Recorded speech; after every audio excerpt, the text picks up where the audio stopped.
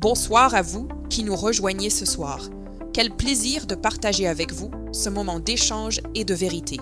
Je suis Serena et nous sommes ensemble pour décrypter une actualité lourde, complexe, mais essentielle pour la survie de notre nation en ce lundi 15 décembre 2025. Alors que Kinshasa s'est réveillé dans une atmosphère étrange, partagée entre l'indifférence face aux appels politiques et la résilience habituelle de ses habitants.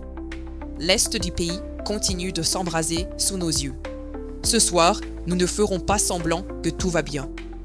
Nous allons regarder la réalité en face, celle d'une diplomatie qui signe des papiers à Washington pendant que les canons tonnent à Uvira, celle d'une capitale verrouillée par la police pour empêcher une marche, alors que nos frontières passoires laissent entrer l'ennemi. Au sommaire de cette édition, l'humiliation militaire subie par les troupes burundaises capturées par le M23 et la chute de la cité de Makobola. Nous analyserons ensuite le ballet diplomatique en Angola, où le chef de l'État tente de sauver ce qui reste des accords de Washington déjà violés par Kigali.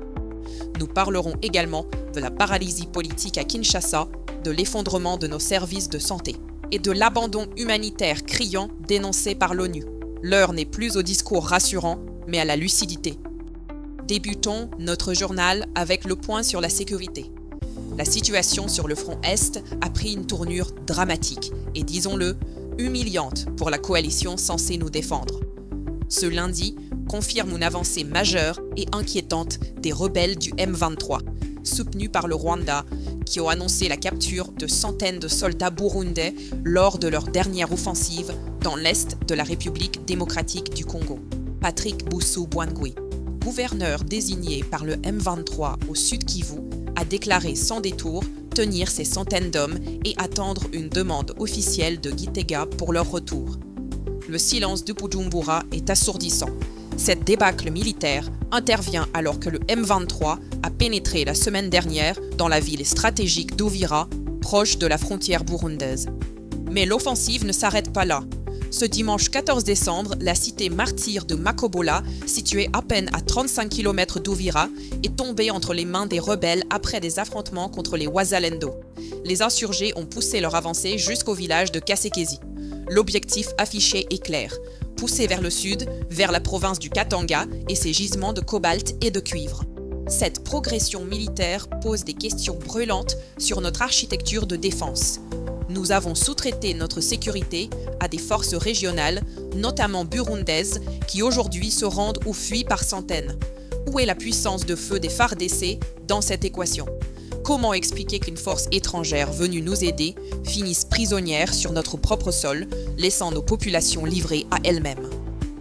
Pendant que l'attention se focalise sur le Sud Kivu, le Nord Kivu continue de saigner dans l'ombre. Ce lundi matin, une incursion des combattants FDLR a réduit en cendres le village de Tuonane, dans le territoire de Walikale. 4 de nos compatriotes sont morts, calcinés dans leur maison incendiée, alors qu'ils dormaient encore. Le chef de cette attaque, le général autoproclamé Mouda Yonga, justifie cette barbarie par un conflit foncier. Revendiquant des terres qu'il aurait achetées, cette tragédie expose la complexité du chaos sécuritaire où s'entremêlent agression étrangère et banditisme local armé. L'armée congolaise avait pourtant lancé une campagne de sensibilisation pour la reddition des FDLR. Le résultat est là, un village brûlé et des civils carbonisés. Jusqu'à quand l'État tolérera-t-il que des seigneurs de guerre fassent la loi sur nos terres au nom de litiges fonciers privés? Qui protège réellement les habitants de Walikale quand les pyromanes circulent librement? Face à l'impuissance apparente des forces conventionnelles, la réaction s'organise au sein de la société civile armée. Une nouvelle structure a vu le jour ce week-end à Kinshasa, la Coalition nationale des volontaires pour la défense de la patrie, VDP. Sous la direction du professeur Dadi Saleh et du député Willy Nishiki, ces groupes d'autodéfense se fixent un objectif prioritaire, la reconquête immédiate de la ville d'Uvira. Le député Nishiki a martelé l'urgence. Uvira est le verrou vers le lac Tanganyika et par extension vers le Grand Katanga, poumon économique de la nation. Cette initiative, bien que motivée par un patriotisme viscéral, souligne le vide sécuritaire laissé par l'État. L'article 63 de la Constitution est invoqué pour légitimer cette action. Mais ne sommes-nous pas en train d'officialiser la milicianisation de notre défense nationale? Si la reconquête du territoire repose désormais sur des volontaires civils et non sur l'armée régulière, que reste-t-il de la souveraineté de l'État congolais? Le front diplomatique offre un spectacle tout aussi consternant que le front militaire. Le président Félix Tshisekedi est arrivé dimanche à Luanda pour une visite de travail urgente auprès de son homologue João Lourenço. L'objectif, tenter de sauver les meubles après la violation flagrante des accords de Washington signés le 4 décembre dernier. Le ministre de l'intégration régionale, Floribert Anzuluni, a transmis un message clair. La situation sécuritaire s'est dégradée immédiatement après la signature, avec l'attaque sur Uvira menée par le Rwanda et le M23. Kinshasa demande une pression diplomatique accrue sur Kigali. Cependant, les positions restent figées. Kinshasa refuse de négocier avec le M23 et veut parler directement au Rwanda, tandis que Kigali continue de nier son implication et renvoie la balle aux problèmes internes congolais. Cette séquence diplomatique révèle une naïveté ou une impuissance tragique. 6 jours après avoir serré des mains à Washington sous le regard de Donald Trump, nos villes tombent. À quoi sert de signer des accords de paix si l'encre sert de lubrifiant aux chenilles des chars ennemis? Combien de sommets, de réunions et de signatures faudra-t-il encore pour comprendre que l'agresseur ne respecte que le rapport de force? Washington, parrain de ces accords, a réagi. Le secrétaire d'État Marco Rubio a affirmé que les actions du Rwanda violaient les engagements pris et a promis de prendre des mesures pour faire respecter les promesses faites au président Trump. L'ambassadeur américain à l'ONU a même désigné Paul Kagame comme responsable et planificateur des violences autour d'Ovira. C'est une reconnaissance diplomatique rare et directe de l'agression.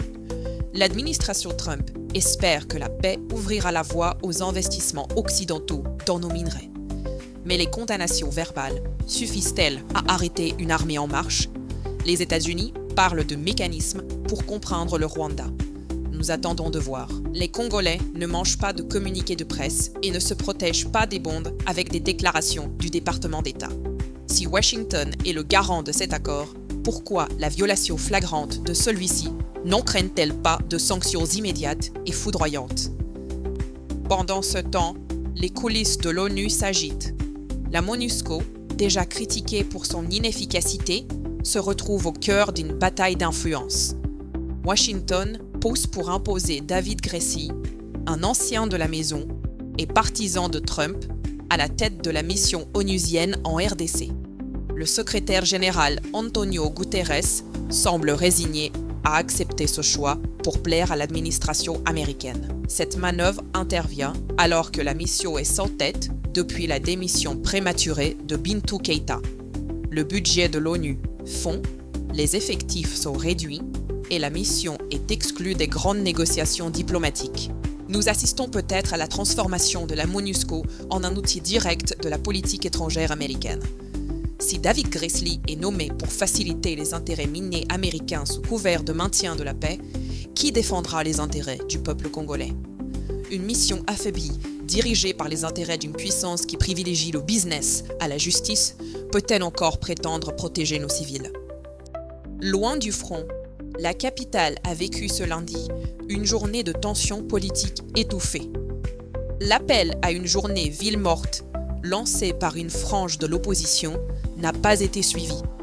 La circulation était dense sur le boulevard Triomphal, des commerces ont ouvert et les Kinois ont vaqué à leurs occupations.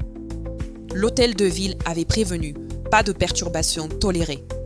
Le gouverneur Daniel Bumba a déployé un dispositif sécuritaire impressionnant, notamment autour du Palais du Peuple et à Limete. C'est là que le bât blesse. Si la ville morte a échoué par manque d'adhésion populaire ou par nécessité économique, la marche de l'Alliance pour le changement de Jean-Marc Kabound a, elle, été physiquement empêchée. La résidence de Kabound a été encerclée, l'homme empêché de sortir et ses militants dispersés ou arrêtés. À Lubumbashi également, la manifestation a été bloquée par l'armée et la police.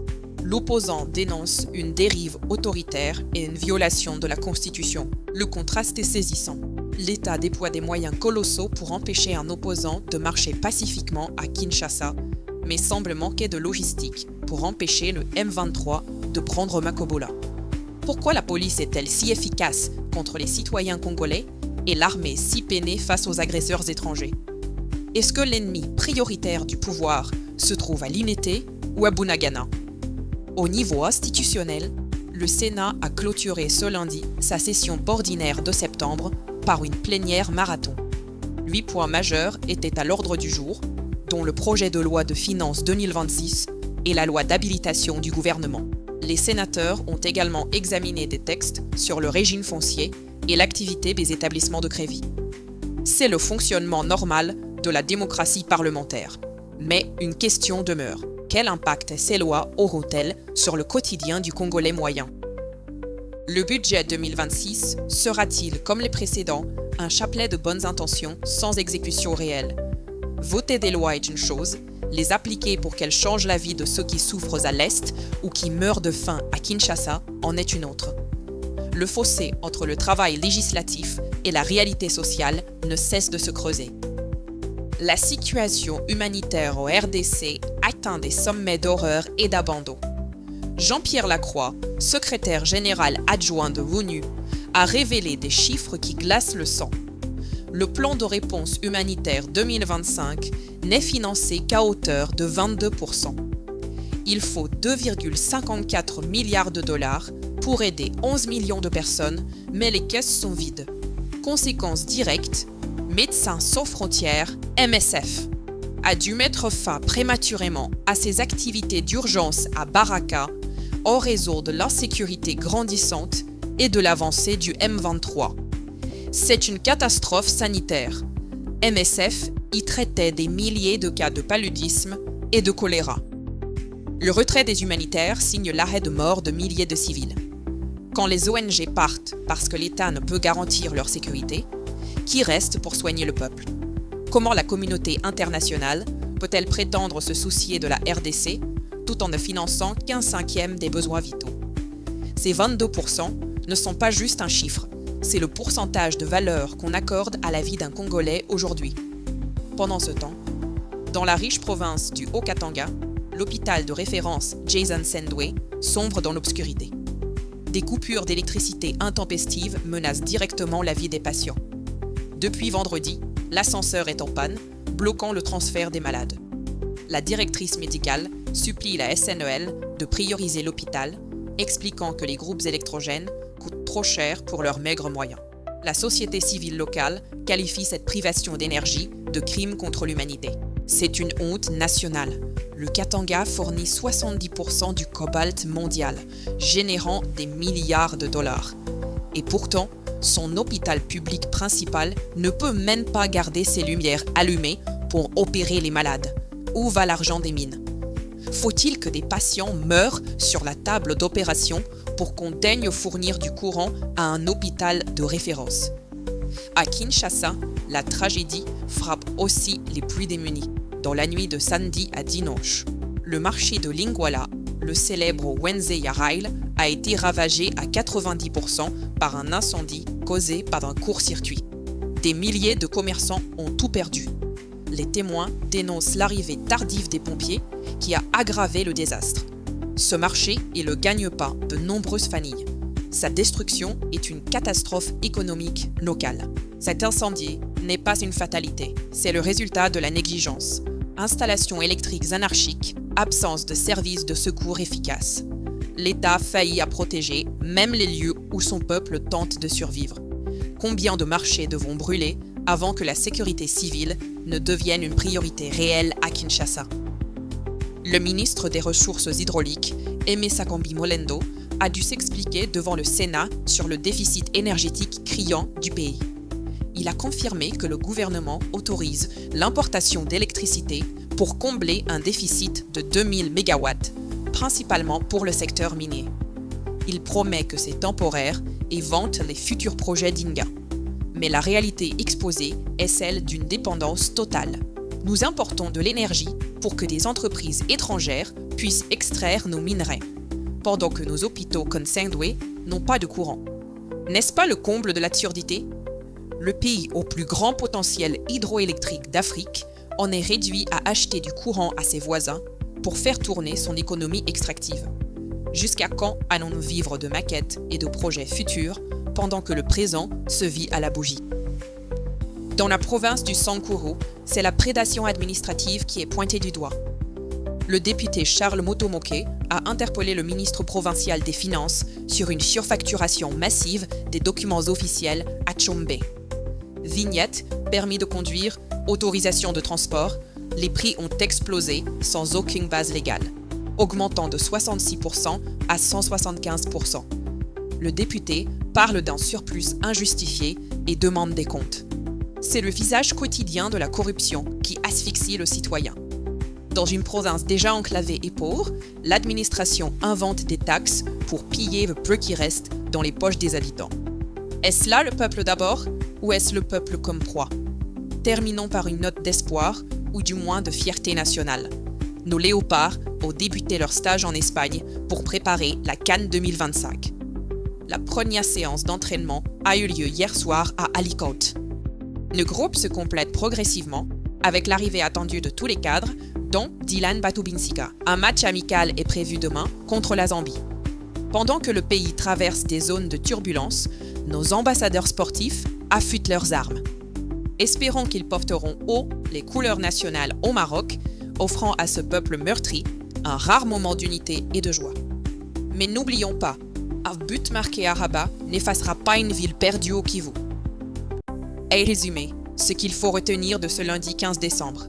Premièrement, l'effondrement inquiétant de notre front Est, avec la prise de Makobola et la capture humiliante de centaines de soldats burundais censés nous aider, prouvant l'échec de la sous-traitance de notre sécurité.